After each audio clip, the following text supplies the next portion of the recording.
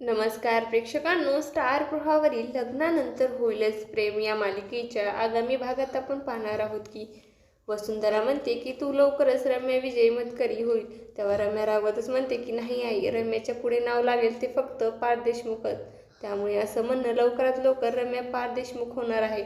तर इकडे घरामध्ये आता विजय मतकरी यांच्या फॅमिली घेऊन आलेला असतो आणि रम्या ही त्याची एंगेजमेंट होते. सगळेच खूप आनंदात असतात कारण रम्याचं अखेर आता लग्न होणार असतं. पण मात्र त्याच वेळी नंदिनीला उलट्या होऊ लागतात. जीवाचं लक्ष जातं नंदिनीकडे.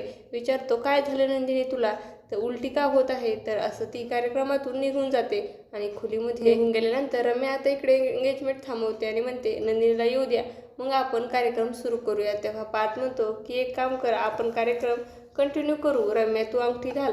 त्यावेळेस विजय हा पार्थकडे येतो आणि म्हणतो रम्यापेक्षा तर तुला जास्त घाई झाली आमच्या एंगेजमेंटची. त्यावेळेस आता पार्थला राग येतो, पण पार्थ मात्र आता विजयला काही बोलत नाही. तर तेव्हा लगेच जीव हा नंदिनीला खोलीत तिला बघायला जातो. असं काही आपल्याला या भागात पाहायला मिळणार आहे. तुम्हाला जर आपला व्हिडिओ आवडला असेल तर चॅनलला लाईक, शेअर आणि सबस्क्राईब करायला विसरू नका. धन्यवाद.